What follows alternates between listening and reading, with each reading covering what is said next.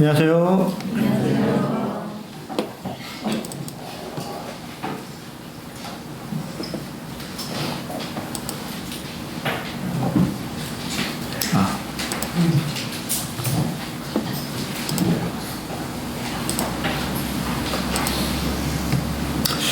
오늘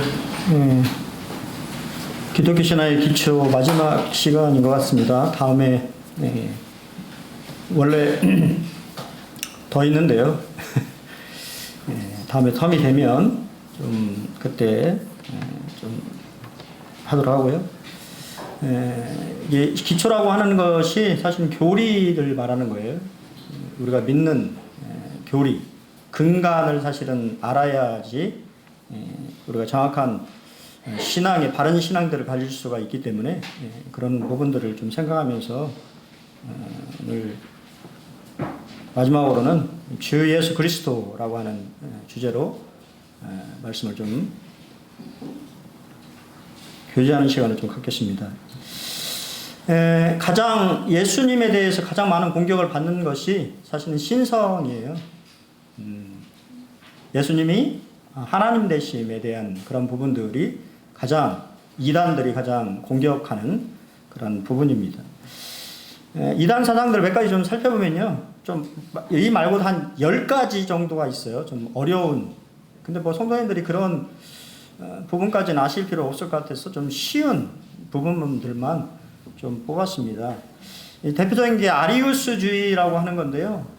예수님이 피조물로 창조됐다라고 하는 생각이 이 모든 이단 가운데 널리 퍼져 있는 그런 생각이에요. 대표적인 것이 바로 여러분들이 자주 저는 저희 동네 이제 그쪽 무슨 동인가요? 우리 임재영제님 부근 집에 무슨 동인가요, 형님? 동이 무슨 동이죠? 수성동인가요? 수성동 앞에 보면 항상 워치타워 파수꾼이라고 하는 여호와의 증인들이 서 있어요. 이 사람들이 믿는 바가 바로 뭐냐면 예수님이 피조물로 창조되었다라고 하는 그러한 생각들을 가지고 있는 것이 대표적인 여호와의 증인들의 생각이고요. 두 번째가 이제 이슬람인데, 이슬람은 그대로 제가 가져왔습니다. 이슬람은 그들의 경전 꾸란이라고 하는 이 경전을 가지고 있는데요. 거기에 보면 예수님의 신성을 부인을 하고 예수는 알라의 종이다라고 생각을 합니다. 그래서 하나님의 아들이 아니고 선지자의 한 사람 정도로 이렇게 여깁니다. 그래서 예수님의 십자가의 죽음과 부활을 부인해요. 그리고 예수의 신성을 인정하는 사람을 불신자라고 이렇게 생각을 합니다. 여러분 혹시 그런 기사를 보신 적이 있는지 모르겠는데요. 이 축구를 좋아하시는 분들은 이제 영국의 프리미어 리그라고 하는 EPL이 있는데요. 거기에 유명한 이 골게터 중에 한 명이 무하마드 살라라고 하는 사람이 있어요. 그 사람이 크리스마스 때 트리 사진을 찍어서 SNS에다 올렸는데 무슨 일이 벌어졌을까요? 엄청난 공격을 받았습니다.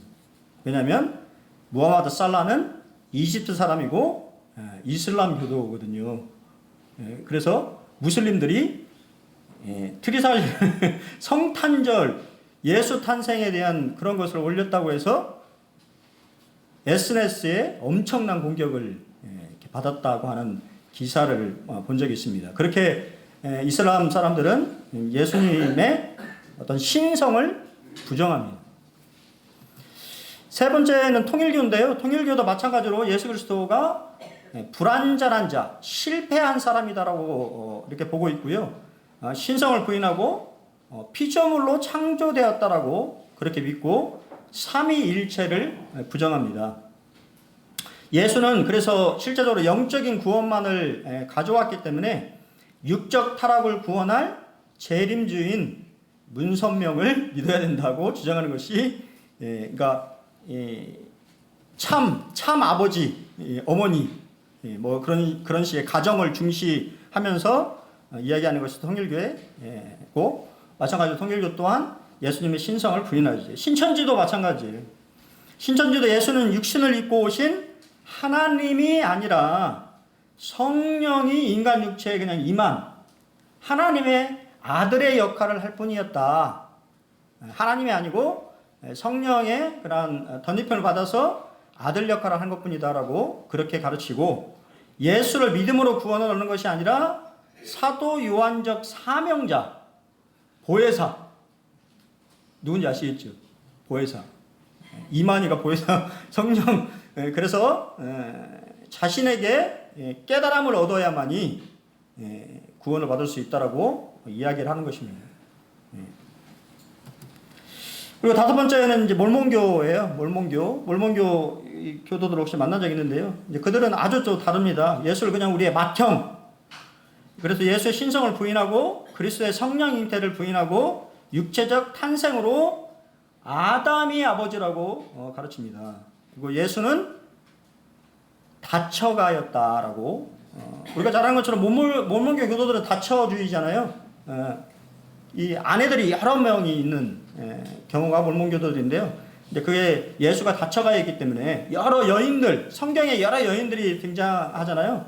이제 그것을 좀 뭔가 그냥 육신적인 로맨스 뭐 이런 식으로 생각을 하는 것이죠. 그래서 예수는 우리의 맏형이며 육체적 관계로 태어났고 갈릴리 가나에서 결혼했으며 예수의 십자가의 죽음이 개인의 제사함과는 관계가 없고 몰몬의 계명을 지켜야만이 제사함 받고 구원받는다고 가르치는 것이 몰몬교도입니다. 이런 이단들을 여러분들이 쉽게 만날 수가 있습니다. 그들이 공격하는 것은 다 예수의 신성을 부인하는 거예요. 워필드라고 하는 분이 이렇게 얘기했습니다. 그리스도는 하나님으로서의 모든 것, 즉 하나님을 하나님 되게 하는 모든 속성들을 충만히 소유하였다라고 이야기하고 있어요. 그러니까 그분이 하나님 자신이었다라고 이야기를 하시는 거죠. 그러면은 예수님의 신성에 대해서 우리가 어떻게 할 수 있냐면 바로 예수님의 자기선언입니다. 우리가 잘 아는 것처럼 모세가 출애굽기 3장에 보면 모세가 여호와 하나님을 만나잖아요. 그러면서 묻습니다. 백성들이 하나님에 대해서 물으면 내가 무엇이라고 대답을 해야 됩니까? 라고 하자 우리가 잘 아는 것처럼 하나님께서 나는 스스로 있는 자다라고 하는 말을 하셨어요. 근데 그 의미가 무슨 말이냐면은 나는 항상 존재하는 자다라는 뜻이고, 나는 주권자이며 내가 하려는 모든 것을 할 수가 있다. 나는 원인자이다. 즉 나는 창조주 하나님이다 라고 하는 뜻이 담겨져 있고요. 유대인들은 어떻게 믿냐면 나의 본질은 나의 행함을 통해서 분명하게 드러난다 라고 믿습니다. 그러니까 이루어지는 사역, 그러니까 우리가 잘 아는 것처럼 예수님이 이 출애굽기 시대에 보면 모세가 10가지 기적을 통해서, 그렇죠? 하나님의 하나님 되심을 드러낸 것이죠. 그런 것들을 통해서 우리가 알 수 있는데, 동일하게 예수님도 자기 선언을 하셨어요. 이게 바로 나는 하나님이다 라고 하는 이야기입니다. 요한복음에 보면 7번에 걸쳐서 그분이 하나님이심을 드러냈는데요. 그래서 나는 하늘에서 내려온 떡이다고 말씀하셨어요. 그것은 생명을 주시기 위해서 하늘에 내오신 인격체라고 하는 뜻입니다. 그리고 두 번째는 나는 세상의 빛이다라고 말씀하셨죠. 그것은 우리가 이 유대인들이 초막절이라고 하는 기간 동안에 여인의 큰 등잔 밑에 빛을 비추는 것을 통하여서 메시아의 오심을 기다렸어요. 그러니까 빛이라고 하는 개념 자체가 유대인들에게는 메시아에 대한 칭호라고 하는 그런 개념입니다. 그리고 동일하게 이 천막 광야 시내에 하나님의 임재, 성막 안에 뭐가 있었어요? 셰키나라고 하는 하나님의 영광에, 그렇기 때문에 그 영광을 볼 수가 없었죠. 충만하게 임하셨던 것을 우리가 알 수가 있습니다. 그것을 또한 암시하는 것입니다. 또한 예수 그리스도의 복음의 우주적인 범위, 이스라엘의 빛이라고 말씀 안 하시고 뭐라고 그랬어요?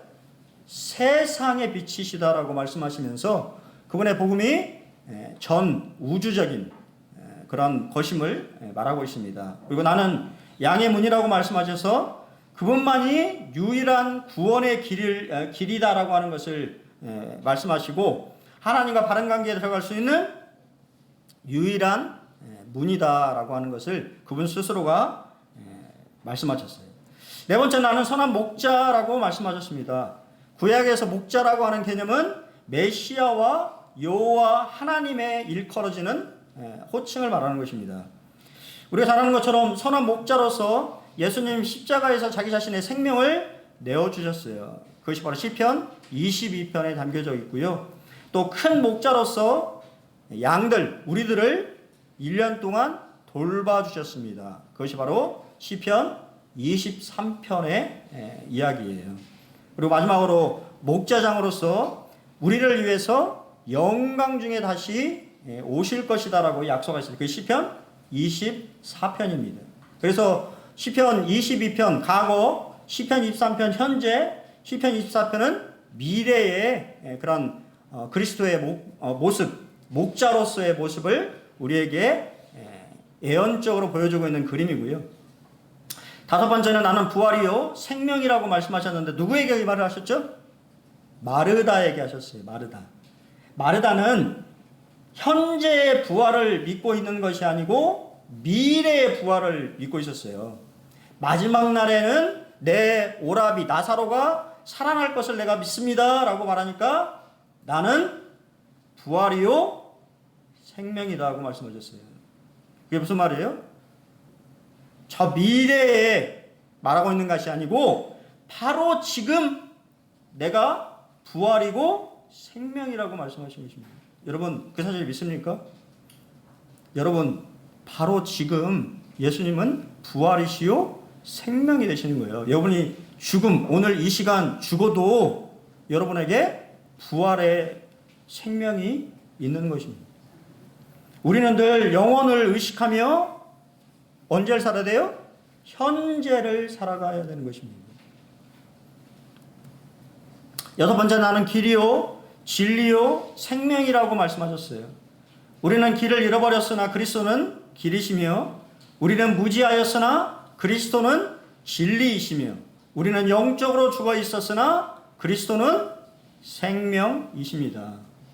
오직 예수 그리스도와의 개인적인 관계에서만 발견되는 믿음의 생활 양식을 말하고 있는 거예요. 추상적인 개념이 아니고 길이요 진리요 생명이라고 하는 것은 그리스도인의 삶의 신앙생활의 모든 영역 안에 거쳐 있는 것을 말하고 있는 거예요. 여러분은 어떤 것을 우리가 1년이라고 하는 시간 속에 여러분 여러 가지 선택하는 시간들이 있었을 거예요. 그렇지 않습니까? 그런 선택에 어떨 때는 세상적인 선택을 하셨을 수도 있고 어떨 때는 하나님의 말씀에 따라서 선택을 하셨을 수도 있을 거예요. 그런 것을 말하는 것입니다. 내가 어떠한 것을 선택할 때 주님이 걸으셨던 그 길을 쫓아서 걸어가고 있는 선택을 하는지 아니면 그냥 세상 사람들이 생각하는 그런 걸음 그런 것을 선택하는지 생각해 봐야 된다는 것입니다. 그리고 일곱 번째는 나는 참 포도나무라고 말씀하셨어요. 우리가 잘 아는 것처럼 포도나무는 이스라엘을 상징하는 것입니다. 하지만 동일하게 예수님과의 관계를 맺은 교회가 이제는 뭐라고요? 참 이스라엘이라고 말씀하셨어요. 왜 그러면 포도나무의 비유를 말씀하셨을까요? 그것은 바로 열매를 맺는 것을 중요시 생각하기 때문이에요. 구원받는 것으로만 만족하며 살아가서는 안 된다고 하는 것입니다. 그렇지 않아요? 우리 유선재님 1년 농사를 지으시면서 이 풍성함을 기대하시죠. 풍성하게 수확하면 얼마나 기분이 농부가 1년 동안 피땀 흘려서 고생한 보람이 추수를 통해서 얻는 것처럼 우리의 삶도 마찬가지로 우리의 삶의 열매가 많이 가득하게 맺힐수록 하나님은 영광 받으시는 것이죠. 그리고 기뻐하시는 것입니다. 근데 그것은 뭐를 통해서요? 거함을 통해서. 거함. 다른 무엇이 아니고 그분 안에 거하면 열매는 뭐라고 그래요? 자연스럽게 맺히는 것이라고 주님은 말씀하셨어요. 여러분 수고하셨습니다. 올 한 해 주님 안에 이 믿음 안에 이 함께 그렇죠? 마지막 날을 함께 이렇게 보낸다고 하는 것이 얼마나 감사한 일인가요? 또 제가 어제 잠깐 저희 아버지가 퇴원하셔가지고 병원에 잠깐 입원하셨었는데, 퇴원해서 이제 저금에 잠깐 가는 동안에 블루투스를 켜고 이게 받고는 아니고요. 블루투스를 켜고 제가 생각나는 형제들한테 전화를 좀 이렇게 했는데, 참 마음이 또 아프기도 하더라고요. 모임생활을 안 하고 있는 형제, 또 모임을 떠난 형제, 이런 형제들이 제 마음속에, 저희 모임 아닙니다. 저희 모임 아니고 제 개인적으로 이제 좀 친분이 있는 그 형제들이 생각이 나서, 뭐 하는 형제는 건강이 안 좋아가지고 눈이 보이지 않거든요. 이제 눈이 시력이 점점 사라지고 있는 그런 이제 형제라 나가고 싶어도 잘 나가기가 힘든 이제 그런 형제가 생각이 나서, 그래서 모임을 못 나가더라도 하나님의 말씀을 잘 들어라. 눈으로는 볼 수 없잖아요. 안 보이니까 점점 시력이 약화되고 있어서 말씀을 들어야 된다. 그렇게 이제 전화를 했었는데, 그와 마찬가지로 그러면서 참 감사가 되었어요. 내가 이 하나님의 공동체 안에 여전히 믿음으로 함께하고 있다라고 하는 사실이 참 오늘 감사가 참 되었습니다. 여러분 참 수고하셨어요. 주님도 여러분 그렇게 생각하실 것입니다. 1년 동안 믿음 안에 함께 한다라고 하는 것 자체가 참으로 주님이 기뻐하시는 일이라고 믿습니다. 하나님의 속성이 사실은 그리스도의 신성을 말해주고 있어요. 그래서 우리가 하나님 여러 가지 속성들 우리가 지난 시간에 하나님에 대해서 배웠잖아요. 하지만 하나님만 하실 수 있는 것이 있단 말이죠. 그렇죠? 사랑, 우리도 할 수 있죠. 자비, 뭐 우리가 성령의 열매들은 우리 안에서 되어지는 성령의 역사로 되어지는 것이지만 하나님만 하실 수 있는 것들이 있어요. 그런 것들이 바로 그리스도의 신성을 말해주는 거예요. 바로 그분의 선지하심입니다. 오늘 최서민 형제가 그렇게 말을 했는데요. 그러니까 예수님은 시작이 없는 분이에요. 왜냐하면 그분이 하나님이시기 때문에. 이해되십니까? 시작이 없어요. 피조된 것이 아니란 말입니다. 그분은 영원, 우리가 요한복음 1장이 이 창세기 1장의 태초와 다른 거 아시죠? 모르세요? 달라요. 창세기 1장의 태초는 시간의 개념이에요. 시간이 시작됐다라고 하는 개념인 거고, 요한복음 1장의 태초는 영원이라고 하는 시간을 말하는 거예요. 그러니까 영원은 시간에 그러니까 지구가 생성이 된 시간이 태초인 거고, 쫙 보이지 않는 무수한 인간의 한계를 말할 수가 없네요. 그 영원이라는 그 곳에 누가 계시다고요? 예수님이 계셨다는 거예요. 예수님이. 그분이 그래서 하나님이시라는 거죠. 우리가 잘 아는 것처럼, 그래서 예수님이 요한복음 8장에 뭐라고 말씀하셨어요? 나는 아브라함이 나기 전부터 있었다고 그러니까 유대인들이 뭐래요? 미쳤군. 미쳤다고 그렇게 생각하지 않겠어요? 30대 먹은 젊은 청년 아브라함은 참 몇백 년 시대에 자신들 믿음의 조상이지만 몇백 년 시대의 사람인데 그 사람 전에 내가 존재했다라고 얘기하니 미쳤다고 생각하는 것이죠. 주님 그렇게 말씀하십니다. 그 영원이라고 하는 시간 전부터 사실 예수님은 존재하셨어요. 그게 선재하심입니다. 두 번째는 편재하고 계셔요. 그게 무슨 말이냐? 언제나 여러분과 함께 하시는 하나님이에요. 우리 주님은 뭐라고 마지막 말씀하십니까? 너희와 항상 함께 있겠다고 말씀하셨어요. 그리고 오늘 우리 김태일 제님 그 말씀에도 그런 말씀이 있으셨지만, 그죠? 두세 사람이 내 이름으로 모인 곳에 나도 그들과 함께 하겠다고 말씀하시는 거예요. 여러분이 올 한 해 어느 곳에 어떤 곳에 있었든지 간에 사실은 우리 주님이 옆에 계셨던 거예요. 함께 하셨던 거죠. 그분은 그렇게 약속하셨어요. 세 번째는 그분의 전능하심입니다. 그분은 무한한 능력을 가지고 계세요. 여러분, 지금 우리가 이걸 살고 있는 이 지구라고 하는 우주 태양계를 넘어서 전 우주의 질서가 부여되어 있는데 그 질서를 붙잡고 계시는 분이 누구예요? 예수님입니다. 만물을 붙들고 계신 분, 유지자이시며 그 조성자이신 그분이 붙들고 있기 때문에 우리가 살아갈 수가 있는 거예요.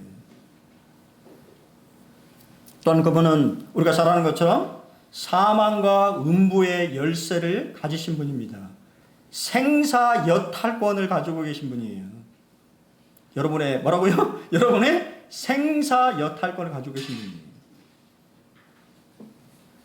인간이 넘지 못하는, 그렇죠? 죽음. 그 죽음의 모든 것을 관장하시고 그 모든 것을 주장하시는, 통제하시는 분이 예수님이시라는 거예요. 하나님만 하실 수 있는 것이죠. 네 번째는 그분의 전지하심입니다. 나다나엘이 얘기했어요. 요한복음 그때 교제한 적이 있는데요. 갈릴리에서 무슨 선한 것이 날 수 있느냐?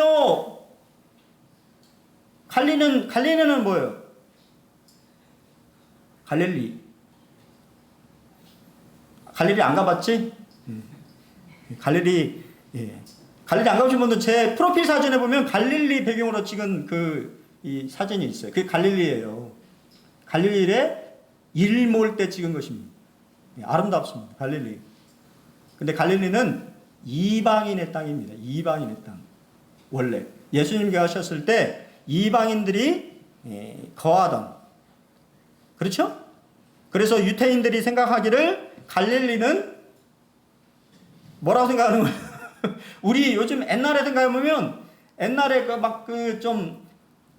여기 모르겠습니다. 군산에 옛날에 양키 시장? 그게 아마 그렇죠? 미군들이 많이 이렇게 들락날락 했던 좀 그런 데로 여겨졌던 곳이 갈릴리예요. 그래서 경건한 나다나엘이 봤을 때는 어떻게 메시아가 그런 곳에 이방인들이 막 이렇게 뒤섞여 살고 있는 그런 곳에서 이게 나올 수가 있냐? 그 말입니다. 그러자 예수님 뭐라고 그랬어요? 빌립아, 내가 무화과 나무에 있었을 때 내가 너를 보았다. 빌립은 무화과 나무에서 뭐를 하고 있었을까요? 사진이 뭘 하고 있었을까요? 네. 그래, 맞아요. 성경을 암송하고 있었습니다. 성경을 묵상하고 있었어요. 무화과 나무 앞에서 성경을 아마 메시아로 오시는 생각하면서 무슨 성경을 읽었는지 모르겠지만 그 성경을 묵상하고 있다라고 하는 것을 지금 이 말씀은 그거예요. 네가 하나님의 말씀인 성경 뭐가 됐는지 잘 모르겠습니다만 그것을 묵상하고 있는 것을 내가 너를 보았다고 하는 거예요. 네가 메시아를 기다리고 있다라고 하는 것을 내가 알고 있다고 하는 거예요. 그러니까 깜짝 놀라는 것입니다. 주님 어떻게 아십니까? 그러면서 고백하죠. 주님은 선지자시군요. 그 선지자시군요. 친히 사람 속에 있는 것을 아시는 분이십니다. 베드로가 오늘 참 이렇게 묵상하면서 그런 생각이 참 들었어요.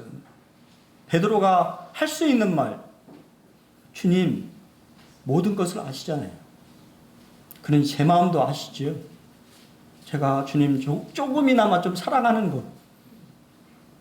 여기서 사랑은 아가페가 아니에요. 주님은 사실 아가페로 부르셨지만 나중에는 필레오로 말씀하셨어요. 네가 친구로서 나를 사랑하냐? 라고 물을 때 베드로는 주님 내가 친구로서는 그래도 좀 사랑하는 것 같습니다. 제 마음은 좀 아시죠? 그런 말하는 것조차도 아마 베드로는 너무 죄송스러웠을 것 같아요. 왜? 우리 잘 알잖아요. 이미 3번 예수님을 모른다고 부인했어요. 공개적으로 자리에서. 그럼에도 불구하고 주님은 네가 친구로서 나를 사랑하냐? 라고 물자 주님 모든 것이 아시니 제 마음의 조금 일부분 주님 그래도 사랑하는 마음 조금 남아있는 그런 마음조차도 그래도 아시지 않겠어요? 라고 대답하는 그러면 참 감동이 되었습니다. 여러분 우리가 참 주님 뜨겁게 사랑하지 못했잖아요. 여러분 그렇게 사랑하셨습니까? 근데 조금이라도 주님에 대한 마음들이 있으니까 이 자리에 앉아 계시잖아요. 그렇죠? 주님 아신다고 하는 것이지. 그런 마음조차도 전지하신 분이기 때문에 아신다고 하는 것입니다. 그분은 또한 불변하셔요. 제가 참 좋아하는 점입니다. 우리는 얼마나 시시때때로 마음이 바뀌는 그런 사람들인가요? 파스칼이 사람은 이 흔들리는 갈대라고 말했던 것처럼 얼마나 자주 마음이 이리 갔다가 저리 갔다가 신실하지 못한 그런 마음을 우리가 보입니까? 근데 중요한 건 주님은 불변하시다고 하는 거예요. 어제나 오늘이나 영원토록 동일하십니다. 내년에도 동일하십니다. 여러분 사랑하시는 마음이 동일하신 것입니다. 그 사실 여러분 잊으시면 안 되는 거예요. 주님 마음은 동일한 거예요. 사실은 우리 마음이 변하는 것이지 주님 마음은 동일합니다. 그리고 그분이 약속하셨던 그 약속의 말씀들은 믿음이 있어서 신실하시고 진실하시고 충성스러워서 그 약속, 여러분에게 하셨던 그 주님의 약속을 반드시 뭐 한다고요? 지키실 것입니다. 이루실 거예요. 여러분의 삶을 통하여서. 좋으신 분이죠. 주님을 알면 알수록 주님 참 좋으신 분이라고 하는 그런 생각을 제 마음속에 신앙을 하면 할수록 그런 마음들이 참 들어져요. 그래서 더 의지가 됩니다. 그렇죠? 참 좋은 분이기 때문에 그렇기 때문에 의지가 되는 거예요. 세 번째는 하나님의 사역이 그리스도의 신성을 말해줍니다. 여러 가지 사역이 있지만 사실 중요한 것 세 가지를 우리가 생각해 볼 수 있는데요. 그게 뭘까요? 여러 가지 이제 먼저 좀 말씀드릴게요. 여러 가지 만물을 창조하셨습니다. 또한 만물을 붙들고 계십니다. 또한 죽음에서 자신을 일으키셨어요. 제사함의 권세, 영생을 주는 권세, 심판의 권세, 그 외에도 우리 주님이 가지고 계신 권세는 많이 있어요. 이런 권세를 가지신 분이 바로 예수님이라는 거예요. 그렇기 때문에 그분이 누구라고요? 하나님이시라고 하는 것입니다. 그리스도의 성육신, 부스 클리본이라고 하는 분이 이런 말씀하셨는데 참 묵상해 볼 만한 글귀예요. 그리스도의 성육신은 유한한 인간 영역 안에 무한한 하나님을 오시게 한 것이다. 우리는 얼마나 유한합니까? 저 여기 못 가거든요. 공간으로 저 계단으로 내려가야 이 통과 못 하잖아요. 우리 주님은 모든 것을 하실 수 있는 분이었어요. 사실은 무한한 하나님이시기 때문에. 성육신은 이미 구약에 예언되어져 있었습니다. 이건 잘 알기 때문에 넘어가겠습니다. 그리고 그분의 출생은 우리와 전혀 달랐죠. 성령으로 잉태하셨고 처녀에게서 나셨으며 그는 육신과 영혼을 지닌 우리와 동일한 사람, 완전한 사람이셨습니다. 세 번째는 그리스도가 인간의 몸을 입고 오신 이유는 뭘까요? 바로 하나님을 계시하기 위함입니다. 우리가 하나님에 대해서 잘 알지 못했을 때 예수님, 신약의 예수님의 모습을 통해서 하나님은 이런 분이시구나라고 하는 것을 우리가 알게 되는 것이죠. 왜냐하면 그분 안에 바로 은혜와 진리가 충만해서 하나님의 모습을 그대로 투영해 볼 수 있도록 오신 분이 바로 예수님이기 때문인 거죠. 또한 자신을 희생제물로 드림으로 말미암아 죄를 없이 하시는 우리 킹제임스 여기에 제거하시는 그러한 일을 하셨습니다. 그리고 마지막으로는 마귀의 일을 멸하기 위해서 오신 것이죠. 맞습니까? 마귀는 정죄하고 비난하고 결국에는 멸망하게 하는 일인데 그러한 일들을 멸하기 위해서 이제는 사람들에게 생명을 줌으로 인해서 사람들을 세우는 살리는 그러한 일들을 하기 위해서 오신 것이지요. 그리스도의 사역 세 가지를 우리가 생각해 볼 수 있는데요. 가장 중요한 것은 바로 죽으심입니다.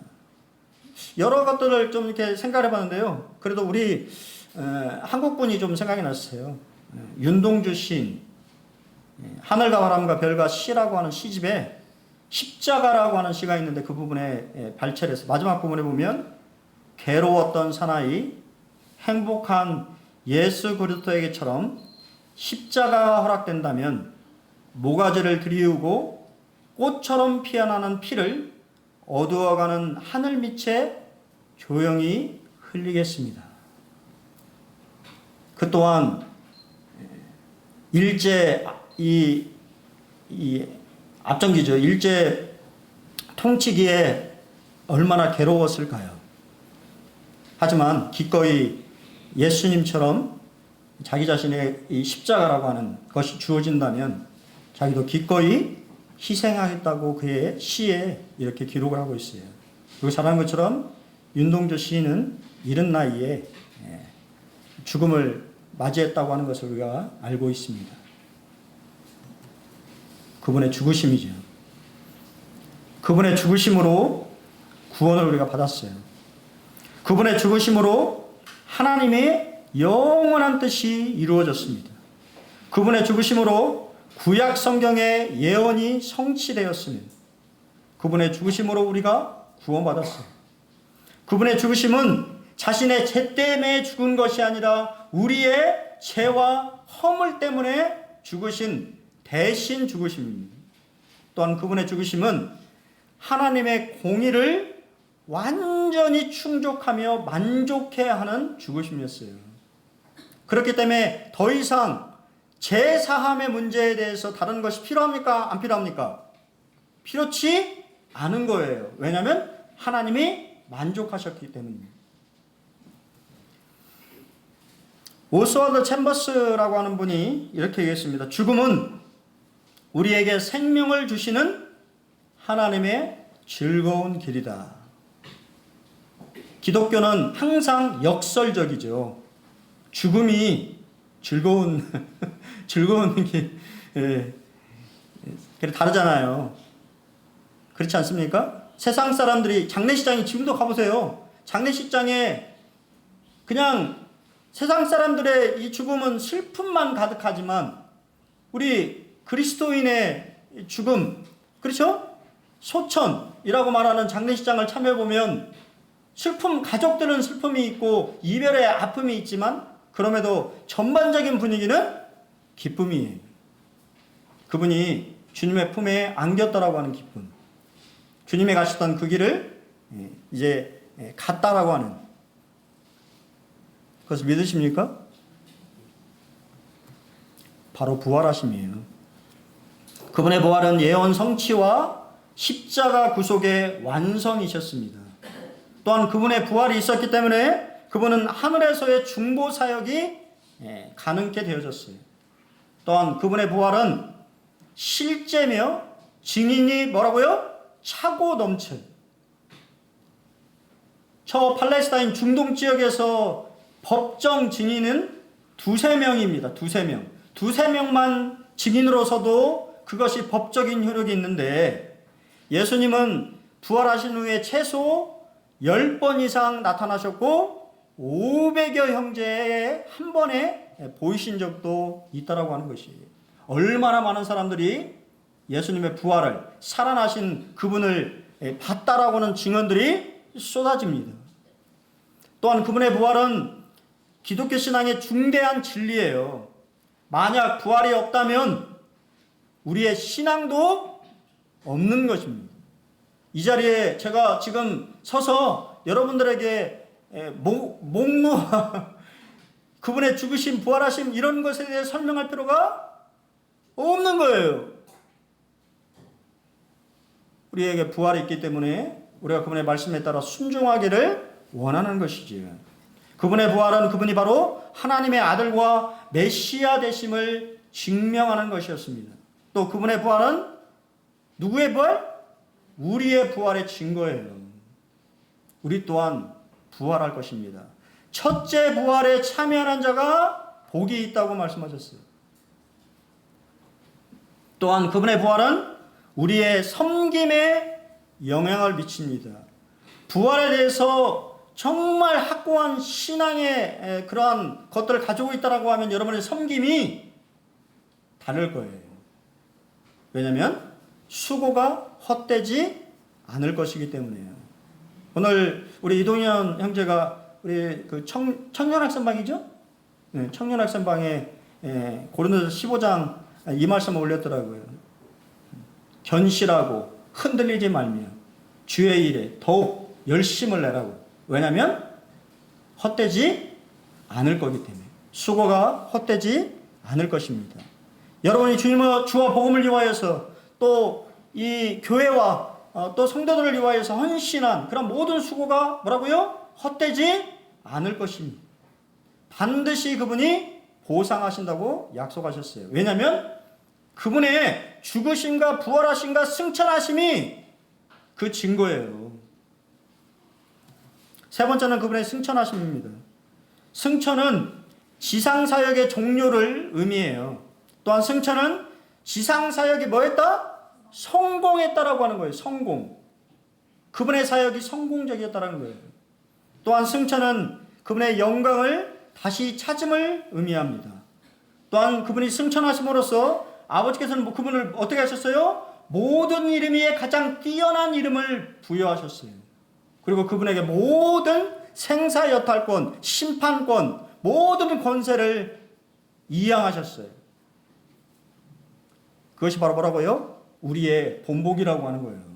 여러분이 주님을 열심히 섬길 때 우리 주님이 그러한 죽음과 부활하심과 승천하심과 또 하늘 보좌에 앉으셔서 높임을 받았다라고 하는 그 사실을 기억하시길 바랍니다. 또한 주님의 승천은 우리의 집을 예배하기 위한 거예요. 아직 모델하우스는 우리가 보지 못했어요. 얼마나 영광스러울 거예요. 봤네요. 조금 계시록에 좀 이게 설명이 좀 돼 있잖아요. 얼마나 좋은 집을 우리에게 주실 거예요. 또한 승천은 새 일의 시작을 의미하는 것입니다. 구속사역의 완성은 되지만 이제 남겨진 우리가 그림적으로 우리가 보고 있잖아요.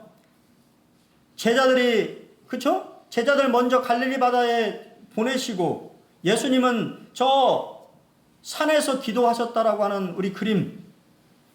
그렇죠?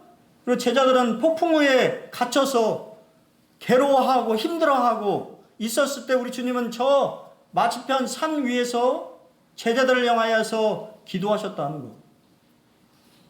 그분은 여전히 중보하시고 여러분들이 믿음의 이 순례의 길을 완주할 때까지 하늘 도성에 입성할 때까지 여전히 여러분들을 위하여서 수고하시는 그러한 일을 하시는 거예요. 쉬고 있는 것이 아닙니다. 또한 그분은 승천을 통해서 그분이 다시 오실 것이라고 하는 본을 우리에게 보여주신 것입니다. 그리스도의 직분 세 가지만 말씀드리고 말씀을 좀 드리겠습니다. 어떤 직분이 있었을까요? 대표적인 직분이 전지자, 제사장, 왕으로 표현되어 있습니다. 그분은 세 가지 직분을 수행하셨는데 선지자로서의 역할, 제사장으로서의 역할, 왕으로서의 역할을 감당하신 것입니다. 그러면 선지자는 어떤 역할이죠? 바로 하나님이 자기 백성에 하시는 말씀을 선포하신 것입니다. 그리고 사람들에게 하나님을 계시해 하신 거예요. 여전히 그분은 선지자로서 우리에게 말씀하시죠.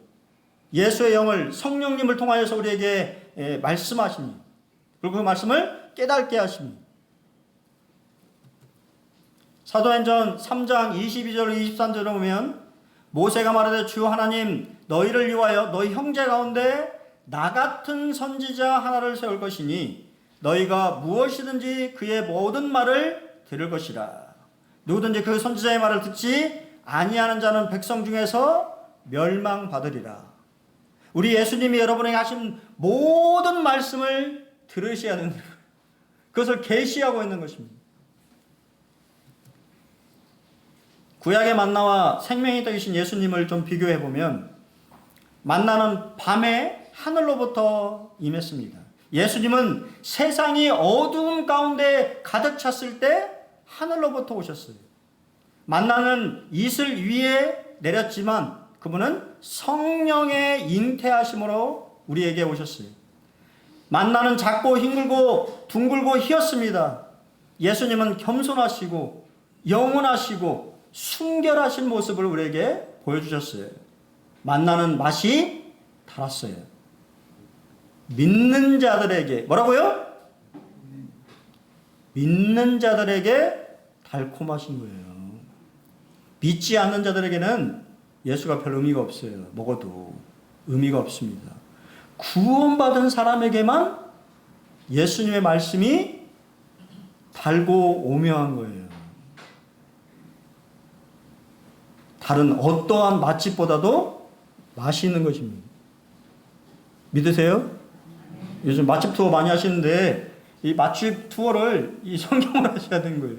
가장 달고 맛있는 말씀이십니다. 만나는 취해서 먹어야 했죠. 하지만 예수님은 영접하고 소유해야 되는 것입니다. 두 가지 모두 다 공통점은 값없는 하나님의 선물이었어요. 그리고 그것은 모든 사람에게 뭐라고요? 충분한 양이 공급되어졌습니다. 하지만 만나를 줍지 않으면 사람들의 발에 뭐 어떻게 돼요? 밟힐 뿐이고 사라질 뿐입니다. 마찬가지로 예수님을 거절하면 언젠간 밟힐 거예요. 형벌을 받을 것입니다. 광야 음식이었죠, 만나는. 하지만 우리 예수님, 생명의 떡이신 예수님은 하늘 순례길의 양식입니다. 철로 역정이잖아요. 그렇죠? 하늘길을 가고 있는 거잖아요. 그렇죠? 우리가 이 땅에 살아가고 있지만 우리의 시민권은 어디에 있어요? 하늘에 있고, 여러분 아십니까? 요새 지금 미국도 대통령 이 불이 붙었어요. 그래서 지금 지지율이 이 민주당의 바이든 대통령보다 저 공화당의 트럼프가 조금 더 우세한 거 나니까 지금 이민자들이 난리가 났어요. 빨리 미국 땅을 밟으려고. 불법 체류자들. 그러니까 정말 이게 합법적으로 못 들어오는 불법 체류자들. 일해서 돈 벌려고. 그러니까 가족들이랑 그 수많은 사람들이 미국 땅 국경을 넘으려고 대통령 바뀌면 또 트럼프가 막 장벽을 세울 거 아니에요. 그래서 바이든 정부 때 넘으려고 수많은 사람이 밀려 넘어온다고 하는 기사를 본 적이 있습니다. 여러분, 그 사람들의 모습을 보면서 우리의 모습도 생각해 보셔야 돼요. 우리도 동일하게 순례길을 가고 있는 거예요. 천국이라고 한 하늘의 나라를 향해서 걸어가고 있는 것입니다. 그때 여러분이 먹어야 될 영의 양식이 뭐라고요? 생명의 떡이신 인격 되시는 예수님이시라고 하는 거예요. 그래야 힘내서 갈 수 있는 것입니다. 제사장이신 예수 그리스도, 그분은 우리의 죄와 죄책을 대신 담당하셨고 성도들의 대표인 거예요. 대표, 변호사, 여러분들을 보호하시고 대언하시고 그분 앞에서, 하나님 앞에서, 거룩하신 분 앞에서 여러분의 대언자가 되어주시는 역할을 하시는 분이 예수님이십니다. 히브리서 4장 14절로 15절에 보면, 그러므로 우리에게 큰 제사장이 계시니 승천하시니 곧 하나님의 아들 예수시라. 우리가 믿는 도리를 굳게 잡을지어다. 우리에게 있는 대제사장은 우리의 연약함을 동정하지 못하실 리가 아니요 모든 일에 우리와 똑같이 시험을 받으신 이로되 죄는 없으시니라. 그리고 뭐라고 말씀하십니까? 그 다음 구절이 믿음으로 담대히 은혜의 보좌 앞에 나가라고 말씀하고 있잖아요. 여러분은 언제든지 여러분이 주님 이름으로, 참 저 오늘 우리 동희 형제가 마지막 기도했잖아요. 기도하면 마지막 예수님의 이름으로 기도합니다라는 말씀이 너무 마음에 갑자기 감동이 되더라고요. 우리 다른 사람의 이름으로 기도하는 것이 아니잖아요. 우리의 대표자, 우리를 대언하시고, 그렇죠? 보호하시고 우리의 그분 예수님의 이름으로 기도한다고. 여러분 어떨지 모르겠지만 저는 가끔 예수라는 이름만 들어도 감동이 돼요. 마음에 울림이 있습니다. 여러분 그러시길 바랍니다. 주님 그런 분이시. 그분은 왕이십니다. 믿는 성도들의 마음속에서 우리들을 지배하시며 통치하시기를 원하시죠. 여전히 저 자신조차도 내 자신이 주인이 되어서 살 때가 참 많이 있어요. 주님을 왕으로 모시지 못하고. 그분은 왕이시고 그분이 내 안에서 왕으로 존귀함을 받으셔야 되는데 그냥 내 생각, 내 경험, 내 의지, 내 뜻대로 하려고 하는 내 자신의 그런 모습들을 볼 때마다 참 죄송한 마음이 있습니다.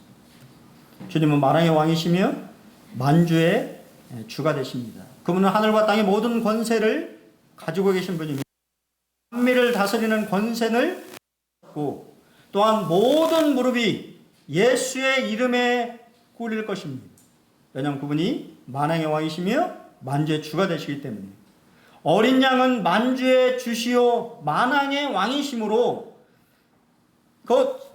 계시록 14장 뒤에 볼까요? 그들을 읽어보겠습니다. 시작. 그들을 이기실 터이요 또 그와 함께 있는 자들 곧 부르심을 받고 택하심을 받은 진실한 자들도 뭐라고요? 이기다. 우리 이경인자님 자주 하시는 말. 우리는 이기는 싸움을 하고 있습니다. 여러분, 이기는 싸움을 하고 있습니다. 믿습니까? 그분이 이기셨기 때문에 우리는 사실 이긴 싸움을 하고 있는 거예요. 잔당을 소탕하고 있는 것 뿐입니다. 아십니까? 우리는 이기는 싸움을 하고 있는 거예요. 마지막으로 어떤 말씀으로 할까 고민하다가 이 말씀이 제가 오늘 예배 때 드린 말씀인데요. 믿음의 주요 또 온전케 하시는 이인 예수를 바라보자. 여기서 바라보자라고 되어 있는데요. 사실 더 정확한 번역은 고정하다라는 뜻이에요. 눈을 고정하다. 좀 생각해 보니까요. 눈을 맞추자라고 생각이 좀 들더라고요. 여러분 얼마나 주님 눈을 맞추셨나요? 눈을 좀 이렇게 살아가는 여인이 눈 맞추잖아요.